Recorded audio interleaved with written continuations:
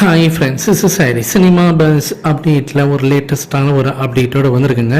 நாம் எல்லாருமே எதிர்பார்க்குறது கூலி படத்தோடைய அந்த ஃபஸ்ட்டு சிங்கிள் ட்ராக்கான அந்த ரிலீஸை தான். அது வர வீக்கெண்டு கண்டிப்பாக ரிலீஸ் ஆகுன்றது எல்லாருமே தெரிஞ்ச விஷயம். ஆனால் அது எப்போ சன் பிக்சர்ஸ் அஃபிஷியலாக அனௌன்ஸ்மெண்ட் கொடுப்பாங்க அப்படின்னு சொல்லிட்டு எல்லோரும் கேட்குறீங்க.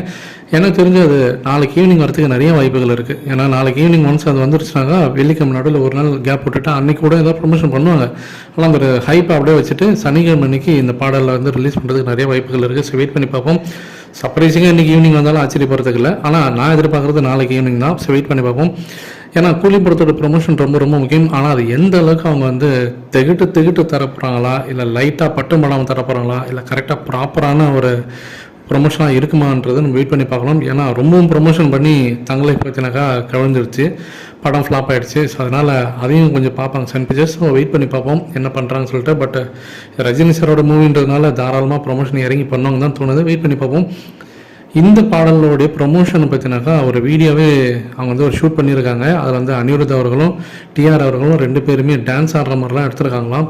கண்டிப்பாக தரமாக இருக்குன்னு தான் தோணுது. ஸோ டிஆர் பாட, அனிருத் ஆட, ரஜினி சார் அதுக்கு வந்து ஸ்டெப்பு போட, அது அந்த ஹூக் ஸ்டெப்லாம் எதாவது போட்டாங்கன்னா கண்டிப்பாக வைரல் ஆகிடும் தான் தோணுது.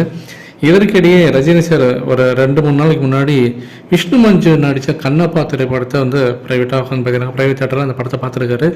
ஸோ அந்த படத்தை பார்த்துட்டு சூப்பராக இருக்குது, நம்மளுடைய கல்ச்சருக்கு நீங்கள் பெரிய கான்ட்ரிபியூஷன் நீங்கள் வழங்கியிருக்கீங்க அப்படின்ற மாரி அவருக்கு வந்து வாழ்த்துக்கள் தெரிவிச்சிருந்தார். அதை விஷ்ணு மஞ்சு அவர்கள் பார்த்தீங்கன்னாக்கா அவர் வந்து ட்வீட்டும் போட்டிருக்காரு. ஸோ முழுக்க நம்ம ஹிந்து ரிலீஜன் சம்மந்தமான ஒரு கதை. ஸோ சிவன் அவருடைய அந்த புராணங்கள் சம்மந்தமான ஒரு கதையை வந்து அவர் எடுத்துருக்கிறது. இப்போ அங்கே தெலுங்கு இண்டஸ்ட்ரியில் நிறைய பேர் வந்து அந்த படத்துக்கு வந்து வாழ்த்துக்கள் தெரிவிச்சிருக்காங்க. அதே தினத்தை அன்னைக்கு தன்னுடைய நண்பர், ஸோ அவர் பார்த்தீங்கன்னாக்கா அவர் ஒரு ட்வீட் ஒன்று போட்டிருக்காரு, மோகன் பாபு அவர்களும். ஸோ அந்த படத்தை பார்த்துட்டு அன்றைய தினமே பார்த்தீங்கன்னாக்கா இவங்க ரெண்டு பேரும் சேர்ந்து நடித்த ஒரு படம் பெத்தராயிடு, நம்ம ஒரு நாட்டாம படத்தோடைய ரீமேக். அது தெலுங்கில் வந்து 30 வருஷம் ஆகுது. ஸோ அந்த படத்தினுடைய அந்த 30 இயர்ஸ் ஆஃப் பெத்தராயிடு வந்து அவங்க வந்து கேக் வெட்டி கொண்டாடிருக்காங்க. அந்த ஃபோட்டோஸும் இப்போ ஆன்லைன் சோஷியல் மீடியாவில் வைரல் ஆகிருக்கு ஃப்ரெண்ட்ஸ்.